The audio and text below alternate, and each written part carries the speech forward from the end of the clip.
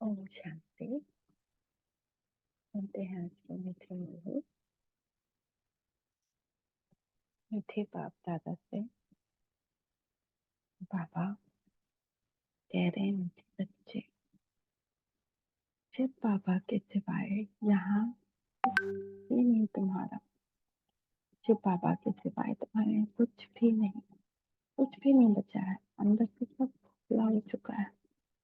माया रावण ने जैसे दिमाग लगता है, कभी अचानक उस लकड़ी के सामान को छू पकड़ो और उससे को भार दो तो गिर जाता है। ऐसे ही माया रावण अंदर से पूरी दुनिया को खोखला कर दिया। हर एक आत्मा खोखली हो गई अंदर। तो यहाँ है ही नहीं। अभी अगर हम किसी को भी सोचते हैं कि वो मेरा आधार बनेगा, वो हेल्प करेगा, लेकिन जैसे ही उसे भार रखेंगे उधर आता है यानी निराशा हाथ लगेगी। इसलिए दुनिया में अब एक शिव बाबा कहला हमारा कोई नहीं। इसीलिए इस देह के भान से भी दूर खाली बेकर हूँ। बेकर ही प्रिंस बने। बेकर होना मतलब मन बुद्धि से बिल्कुल बेकार, एकदम कंगाल। कुछ भी नहीं मेरे पास, न सरकार संपत्ति न प्रॉपर्टी। हर चीज से मन विरक्त। मन ने हर चीज को छोड़ दिया, बिल्कुल खाली हो गया।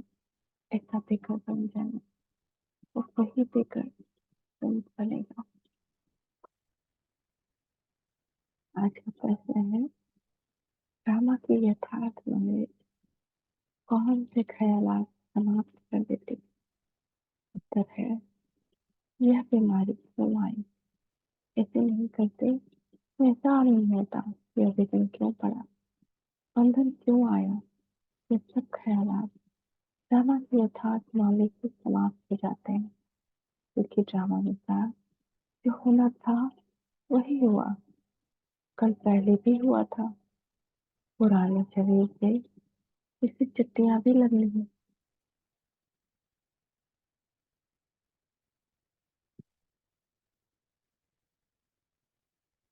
इसलिए कोई ख्याल चल नहीं सकते। हर बीमारी क्यों आई, ये विघ्न क्यों आया, ये बंधन क्यों आया? अब हम ड्रामा जान गए हैं कि जो हमने किया वही हमारे पास आ रहा है। पहले भी आया था तो अभी भी आएगा। 5,000 साल पहले, कल पहले भी हुआ था। और जब ये पुराना कोई चीज हो जाए तो उसमें कुछ ना कुछ होते रहता है ना। तो मशीन पुरानी हो जाए, वैसे ही शरीर भी पुराना हो जाए, तो कुछ भी हो तो कुछ ख्याल नहीं चला। आज का गीत है, हमें उन राहों पर चलना है जहाँ गिरना और संभलना है। सुनते अच्छा गाना, तो मीनिंग बहुत।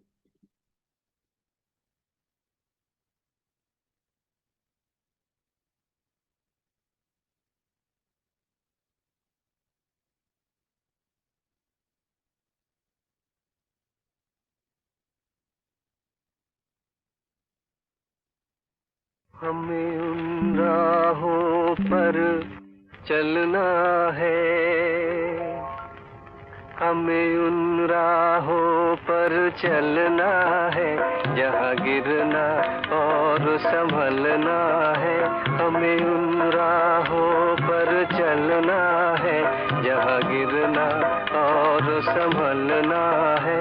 हम हैं वो दिए औरों के लिए जिन्हें तूफानों में जलना है। हमें उन राहों पर चलना है जहाँ गिरना और संभलना है।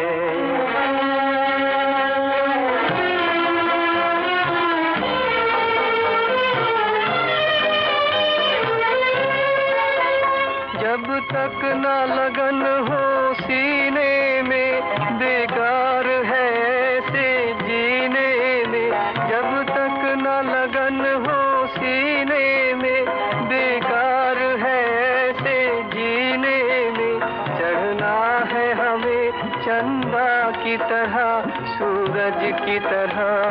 ढलना है, हमें उन राहों पर चलना है जहाँ गिरना और संभलना है। हम हैं वो दिए औरों के लिए जिन्हें तूफानों में जलना है, हमें उन राहों पर चलना है जहाँ गिरना और संभलना है।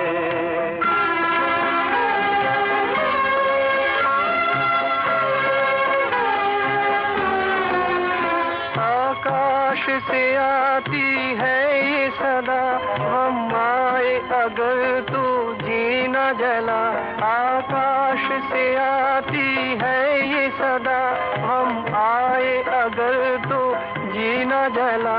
कभी गम है यहाँ, कभी है खुशियाँ, हर हाल में हमको पलना है, हमें उन राहों पर चलना है जहाँ गिरना और संभलना है।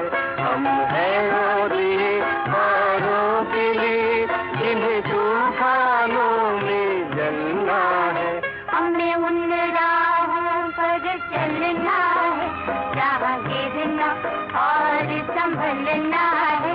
हम हैं वो दिए औरों के लिए जिन्हें तूफानों में जलना है, हमें उन राहों पर चलना है जहाँ गिरना और संभलना है।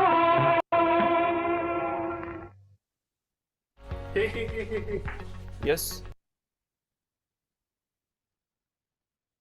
है ना। तो हमको भी तो हम हमारा राह भी तो वही है जहाँ माया थप्पड़ लगा कर गिराती है, फिर हम उठते हैं। ऐसा जीना ही जीना है जहाँ हमारे अंदर कोई जोश ना हो, कोई उमंग ना हो, कोई लक्ष्य ना हो, बस बेकार की बातों में अपनी सांसें बर्बाद कर, हर एक सांस को सफल करना, फिर बाबा की याद करना और कुछ नहीं। कौन सी राहें, राह कौन बताता है, बच्चे जानते हैं किसकी राह पर चल। राय कहो व श्रीमत कहो, बात एक ही है। अब श्रीमत पर चलना, लेकिन श्रीमत किसकी लिखा हुआ है, श्रीमत भगवत गीता। तो जरूर श्रीमत की तरफ हमारा बुद्धि योग जाएगा। अब तो बच्चे किसकी याद में बैठे, अगर श्री कृष्ण कहते हो तो उनको वहां याद करना पड़ेगा जहाँ श्री कृष्ण रहते हैं, यानी सत्युग में। तो वो सत्युग वाले कृष्ण हमारा क्या करेंगे, वो तो सत्युग में आएंगे। तो बच्चे श्री कृष्ण को याद करते हो या नहीं, वज्र के रूप में याद करते हैं ना। हम भी कृष्ण बनेंगे जाकर, कृष्ण पूरी में जाएंगे। वॉइस कम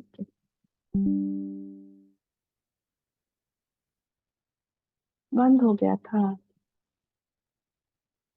चाची बंद हो गया।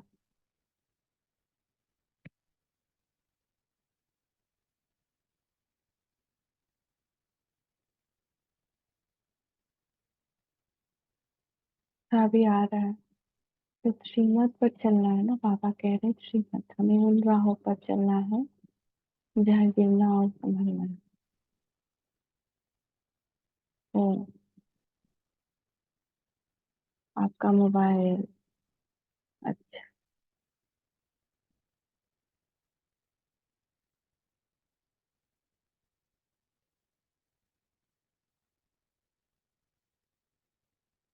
तो हमको वहां उनको याद करना पड़ता है ना जहाँ श्री कृष्ण है। श्री कृष्ण को किस रूप में याद करेंगे, अब जब ज्ञान मिला तो अब जानते श्री कृष्ण सत्युग में होंगे, तो सत्युग में उनको याद करना पड़ेगा। किस रूप में, तारनहार के रूप में नहीं, कृष्ण हमारा तारण नहीं कर सकता ना, उनको वर्षे के रूप में याद करें कि हमको वो कृष्ण जैसा जीवन, या कृष्ण हम बनते हैं सत्युग में, वर्षा ये मिलता है फिर बाबा वर्षे के रूप में याद करते हैं। ये तो जानते हो हम प्रिंस बनेंगे, ऐसे तो नहीं कि जन्मते ही लक्ष्मी नारायण बनेंगे। जन्म लेते कोई छोटा रूप तो होगा ना, वो कृष्ण है, राधा और कृष्ण छोटा रूप है लक्ष्मी नारायण का।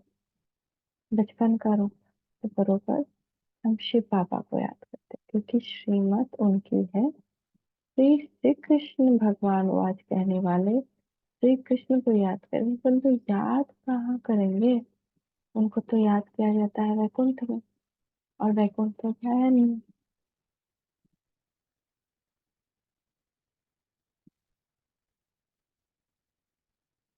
तो मन मना भव अच्छा श्री कृष्ण कह नहीं सकते,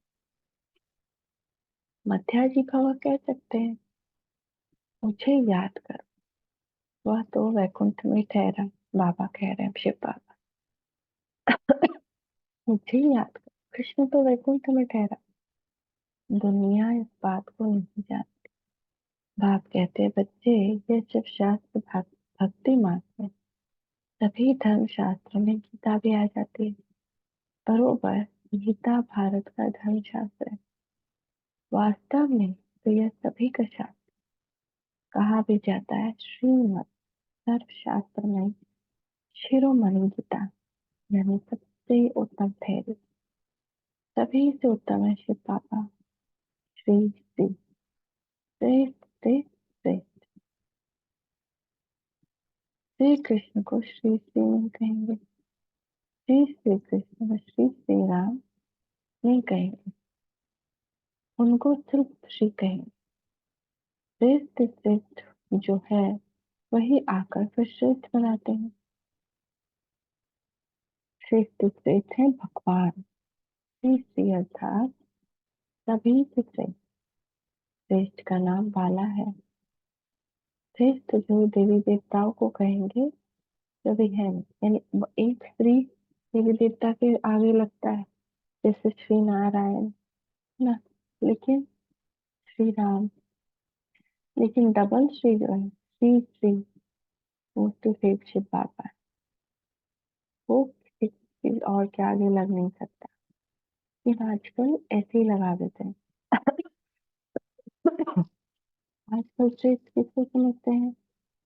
अभी के लीडर्स आदि का कितना सम्मान करते हैं, श्री पीएम मोदी जी।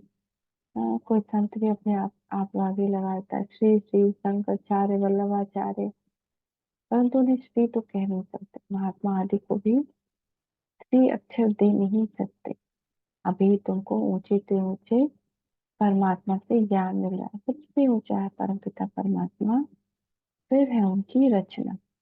फिर रचना में यूंचे से ऊंचे हैं ब्रह्मा विष्णु शंकर, यहाँ भी नंबरवार मतलब है। ऊंचे से ऊंचे प्रेसिडेंट, फिर प्राइम मिनिस्टर, यूनियन मिनिस्टर।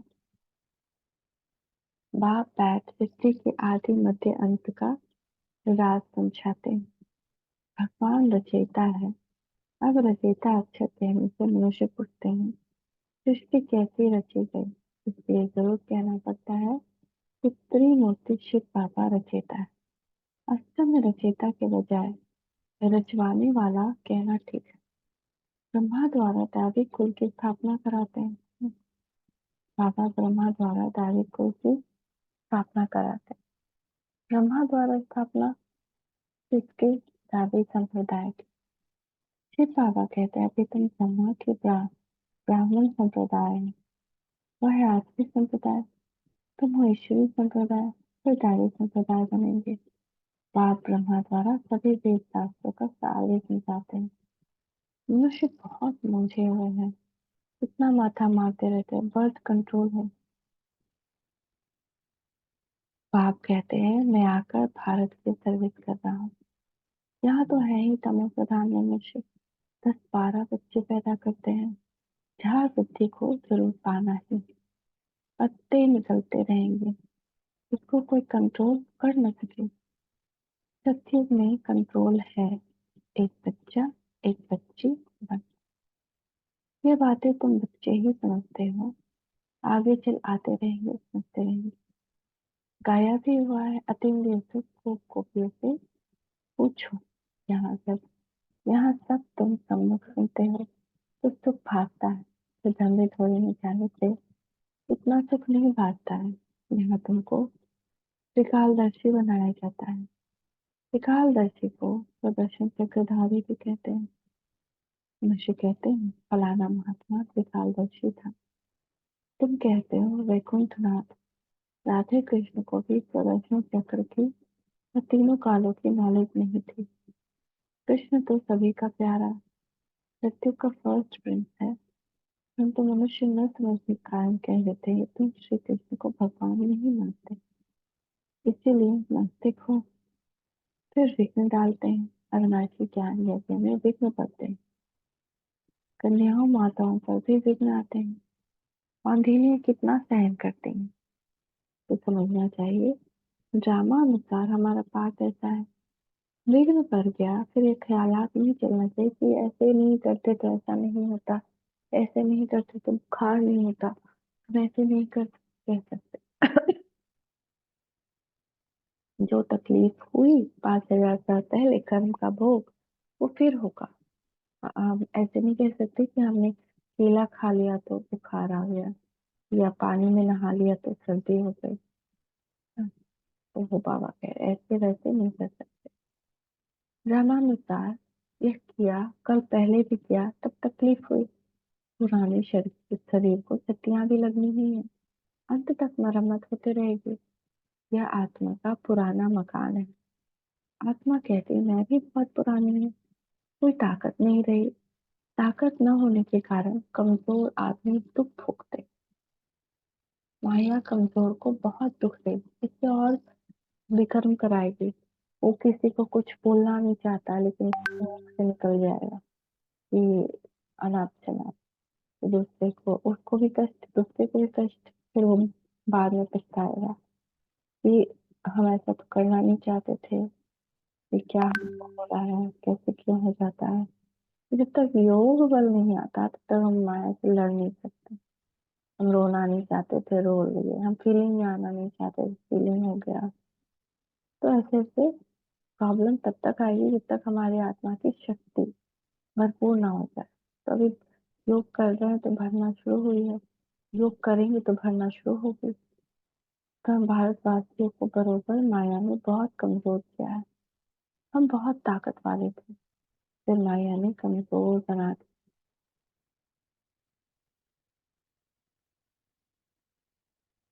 फिर उन पर जीत पाते हैं तो माया भी हमारी दुश्मन बनती है। भारत को जाते दुख मिलता है, सब पे कर्जा ले रहे हैं, बिल्कुल पुराना हो गया। अभी तो कर्जा नहीं ले रहा भारत, अब तो बहुत अच्छा उसकी स्थिति हो गई। पहले बहुत कर्जा ले रहा था ना, ये बिल्कुल साहूकार था।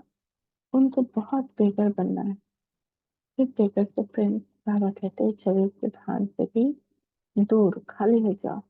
तुम्हारे यहाँ कुछ है नहीं सिवाय इसके बाबा, दूसरा ना कोई। तो बहुत बेघर, तुमको बहुत बेघर बनना पड़े। युक्तियां भी बताते रहते हैं, जनक का मिसाल यह त्योहार में रहते कमल समान रहना है। कीमत पर चलना है, सब सरेंडर भी कर देना है। जनक ने सब कुछ कर दिया। फिर उनको कहा कि अपनी मिलकियत तुम संभालो और ट्रस्टी होकर रहो। हरिश्चंद्र का भी दृष्टांत है, ट्रस्टी होकर अपनी मिलकियत को संभालें, क्योंकि हम संभालने मेरा कुछ भी नहीं। मन से सब शिव बाबा को दे देना। बाप समझाते हैं बच्चे, तुम अगर बीज नहीं बोओगे तो तुम्हारा पद कम हो जाएगा। यानी सेवा नहीं करें, ज्ञान का बीज सबने और आत्माओं में बोना है। और वो फादर तुम्हारे सामने दादा बैठा है, बिल्कुल ही शिव बाबा और शिव शक्ति को ट्रस्टी बनाए। शिव बाबा थोड़ी बात संभालेंगे, ये अपने पर थोड़ी बलि चढ़ेगा, इनको माताओं पर बलि चढ़ना पड़े।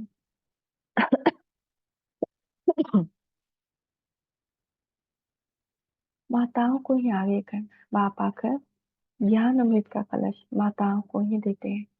मनुष्य को देवता बनाए, लक्ष्मी को नहीं दिया है, माताओं को दिया है ज्ञान अमृत का कलश। है ना, बट शास्त्रों में लक्ष्मी को दिखा दिया है कि लक्ष्मी के हाथ में अमृत का कलश। पर अमृत लक्ष्मी को नहीं दिया था भगवान ने, माताओं को।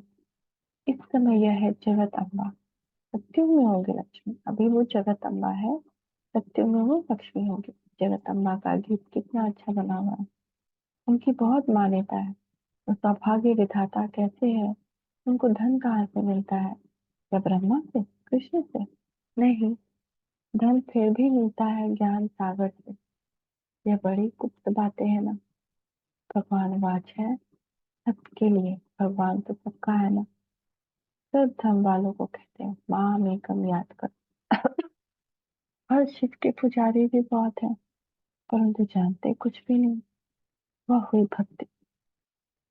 अब तुमको ज्ञान कौन देते हैं? Most beloved father. Shri Krishna को ऐसे नहीं कहेंगे, उनको सत्युग का प्रिंस कहेंगे। भक्त श्री कृष्ण की पूजा करते हैं परंतु ये ख्याल नहीं करते फिर सत्युग का प्रिंस कैसे बना। आगे हम भी नहीं जानते थे, तुम बच्चे अब जानते हो। फिर से प्रिंस प्रिंसेस बनेंगे तो फिर बड़े होकर लक्ष्मी नारायण को बनेंगे ना। यह नॉलेज है ही भविष्य की। इसका फल 21 जन्म के लिए मिलता है। श्री कृष्ण के लिए नहीं कहेंगे कि वह वर्षा देते हैं, वर्षा बाप से मिलता है।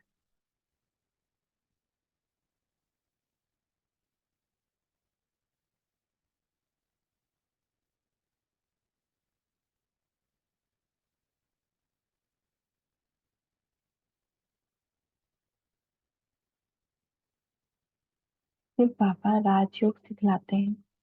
ब्रह्मा के मुख से हजारों ब्राह्मण निकलते हैं, उन्हों को ही ये शिक्षा मिलती है। सिर्फ तुम ब्राह्मण हो कल्प के संगम में, बाकी सारी सृष्टि है कलयुग की। तो सब कहेंगे अब हम कलयुग में हैं, तुम कहेंगे हम संगम पर हैं।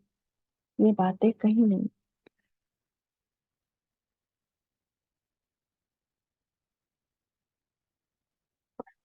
तो ये कितनी आश्चर्य की बात है कि हम संगम पर हैं पर दुनिया कलयुग में है, वो संगम पर नहीं है। क्योंकि संगम में वही होंगे जिनको सत्युग में जाना है। तो इसीलिए तुम ब्राह्मण हो कल्प के संगम में, बाकी सारी सृष्टि है कलयुग की। और सब कहेंगे अब हम कलयुग में हैं, तुम कहेंगे हम संगम पर है। ये बातें कहीं है नहीं। ये नई बात नहीं, बातें दिल में रखनी है। मुख्य बात है पाप और वर्षी को याद करना। अगर पवित्र नहीं रहोगे तो योग कभी नहीं लगे। लॉ नहीं कहता, इसीलिए इतना पद भी नहीं पा सकेंगे। जब अगर योग लगाने में दिक्कत होती है, मन नहीं लगता है, बैठ नहीं पाते, तो उसका मतलब पवित्रता की कमी है। इसलिए पद भी नहीं पा सकेंगे। थोड़ा योग लगाने से भी स्वर्ग में आ जाएंगे। बाप कहते हैं अगर पवित्र नहीं बनेंगे तो मेरे पास आ नहीं सकेंगे। घर घर बैठे स्वर्ग में आ सकते हैं, अच्छा पद पा सकते हैं, परंतु तब जबकि योग में रहें, पवित्र रहें। पवित्रता बगैर योग लगेगा नहीं, माया लगाने नहीं देगी। सच्चे दिल पर साहेब राजी होगा। जो विकार में जाते रहते हैं, कहते हैं मैं शिव बाबा को याद करता हूँ, ये तो अपने दिल खुश करते हैं, लेकिन विकार में जाकर के मान नहीं मिल सकते।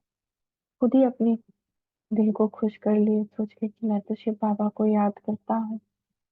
मुख्य है पवित्रता। कहते हैं बर्थ कंट्रोल करो, बच्चे पैदा मत करो।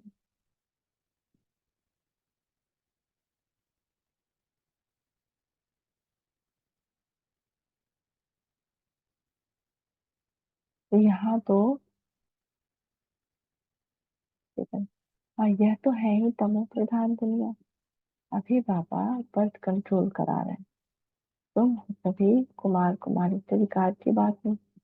यहाँ तो विश्व पर बच्चियों को कितना सहन करना पड़ता है। बाबा कहते हैं बहुत परहेज रखनी। क्या ऐसा तो कोई नहीं होगा जो शराब पीता होगा? बाप बच्चों से पूछते हैं अगर छूट बोलेंगे तो धर्मराज की सजा कहीं भोगनी पड़ेगी।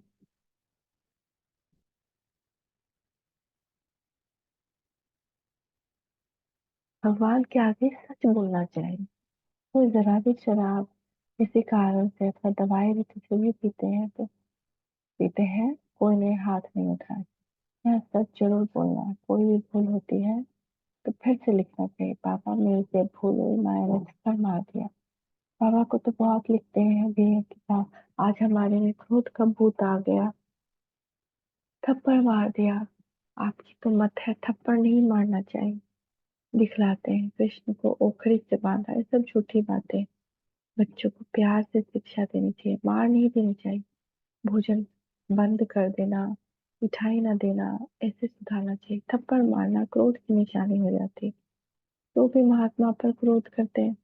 छोटे बच्चे महात्मा समान होते हैं ना, इसलिए थप्पड़ नहीं मारना चाहिए, गाली भी नहीं दे सकते। ऐसा कर नहीं करना चाहिए जो ख्याल में आया है हमने ये भी कर्म किया। अगर किया तो फौरन लिखना चाहिए, बाबा हमसे भूल हुई, हमें क्षमा करो, हम आगे नहीं करेंगे।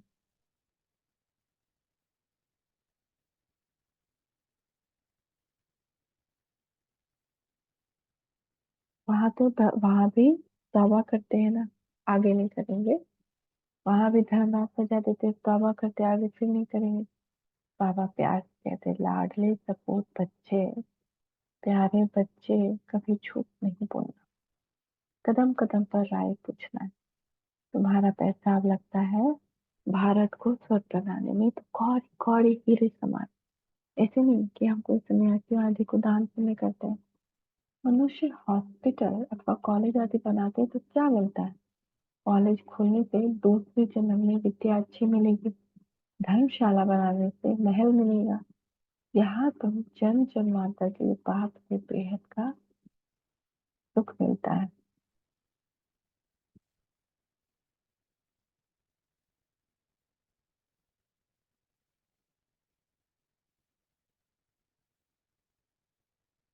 बेहद की आयु मिलती है। इससे बड़ी आयु और कोई धर्म वाले की होती नहीं। जब हम लौकिक में कुछ दान करते हैं, विद्या जैसे हॉस्पिटल स्कूल खोली, तो वो एक जन्म का फल हमको मिलता है कि दूसरे जन्म में हम अच्छी विद्या प्राप्त करेंगे। तो धर्मशाला बनाएंगे तो हमें अच्छा मकान मकान मिलेगा, या फिर हॉस्पिटल खोलेंगे तो दूसरे जन्म में हमारी काया निरोगी रहेगी। तो इससे लेकिन जो बेहद का बाप हमें सुख दे रहा है, वर्षा दे रहा है, उससे बेहद की आयु मिलती है। इससे बड़ी आयु और कोई धर्म वालों की होती नहीं। कम आयु भी यहाँ ही गिनी जाती है, तो बेहद से बाप को चलते फिरते उठते बैठते याद से सभी खुशी में रहेंगे। कोई भी तकलीफ,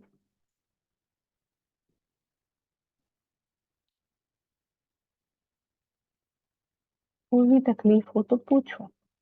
बाकी ऐसे थोड़ी गरीब होंगे, कहेंगे बाबा हम तो आपके हैं, अब हम आपके पास बैठ जाते हैं। ऐसे तो दुनिया में बहुत गरीब है, सब कहें हमको मधुबन में रख लो, ऐसे तो लाखों इकट्ठा हो जाए, ये भी कायदा नहीं। तुमको गृहस्थ व्यवहार में रहना है, यहाँ ऐसे रह नहीं सकते हो। धंधे में हमेशा ईश्वर तो पैसा निकालते हैं। बाबा कहते हैं, अच्छा तुम गरीब, कुछ भी नहीं निकाला, नॉलेज हो तो समझाओ और सन्मना भवा हो जाओ। माई मामा ने क्या निकाला, फिर वो ज्ञान में भी तीखी, तन मन से सेवा कर रही हूँ, इसमें पैसे की बात नहीं। बहुत बहुत बहुत करके एक रुपया दे देना, तुम्हें साहूकार जितना मिल जाएगा। पहले अपने गृहस्थ व्यवहार की संभाल करो, बच्चे दुखी ना हो। और कहते हैं बच्चे दुखी ना हो, है ना, तुम सब कुछ मिलेगा। आपको याद करो, योग लगाओ। अच्छा, मीठे मीठे सिके लगे बच्चों प्रति माता पिता बाप दादा का याद कर कुल मांगो। वंदे मातरम, सलाम वालेकुम, जय जय जय हो तेरी।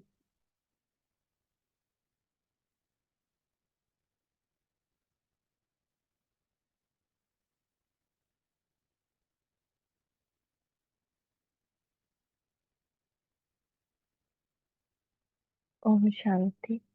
तो हम मीठे मीठे बच्चों का भी मीठे माता पिता बाप दादा को याद कर good morning. Thank you Baba, thank you, नमस्ते बाबा, नमस्ते, वंदे मातरम, वालेकुम सलाम। धारणा के साथ, ऐसा कोई कर्म नहीं करना जिसके पीछे चले ख्याल चले, है ना। ऐसा कोई कर्म नहीं करना है जिसके पीछे हम सोचे हो तो बाबा ने मना किया था, फिर हमने ये काम कर लिया। तौबा तौबा, पश्चाताप करना पड़े, झूठ नहीं बोलना। सच्चे बाप से सच्चा रहना है। भारत को स्वर्ग बनाने में अपनी एक एक कौड़ी सफल करनी है। और माँ बाप समान सरेंडर हो, ट्रस्टी बनकर रहना। आज का वरदान है, मीठे बाबा वरदान दे रहे हैं, उनका वरदान है, हमारे मस्तक के ऊपर मीठे बच्चे हर आत्मा के संबंध संपर्क में आते, सब प्रश्नों से पार रहने वाले, सदा प्रसन्न चित्त भक्त, हर आत्मा के संबंध संपर्क में आते। कभी चित्त के अंदर यह प्रश्न उत्पन्न न हो, ऐसा क्यों होता है, ऐसा क्यों होता है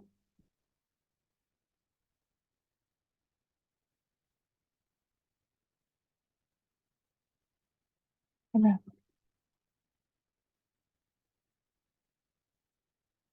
या वह ऐसा क्यों कहता, यह बात ऐसे नहीं ऐसे होनी चाहिए। जो इन प्रश्नों से पार रहते वही सदा पश्चित रहते, लेकिन इन प्रश्नों में क्यों में चले जाते हैं, रचना रच लेते तो उन्हें पालना भी करनी पड़ती है, समय एनर्जी भी देनी पड़ती है, इसलिए व्यर्थ समय, इसलिए व्यर्थ रचना बढ़, इसलिए इस व्यर्थ रचना का बर्थ कंट्रोल करो। सॉरी। हर आत्मा के संबंध संपर्क में आते, सब प्रश्नों से पार रहने वाले, सदा प्रसन्न चित्त भव, हर आत्मा के संबंध संपर्क में आते, कभी चित्त के अंदर ये प्रश्न नहीं उत्पन्न हो कि ये ऐसा क्यों करता है, या ये ऐसा क्यों कहता है, यह बात ऐसे नहीं ऐसे होनी चाहिए। जो इन प्रश्नों से पार रहते हैं वही सदा प्रसन्नचित्त रहते हैं, लेकिन जो इन प्रश्नों की क्यों में चले जाते हैं, रचना रच लेते हैं, तो उन्हें पालना भी करते रह पड़ती है। यानी एक बार ये प्रश्न इस टाइप का आ गया माइंड में, तो फिर बहुत और उस पे ख्यालात पूरे दिन चलेंगे, व्यर्थ समय और एनर्जी भी देनी पड़ती है, इसलिए इस व्यर्थ रचना का बर्थ कंट्रोल कर। कुछ भी हुआ, एक सेकेंड में फुल स्टॉप, जो होना था हुआ। स्लोगन, अपने नैनों में बिंदु भाव को संभालो तो और कोई संभाल नहीं सकता। अपने नैनों बिंदु भाव को संभालो तो और कोई संभाल नहीं सकता। ओम शांति।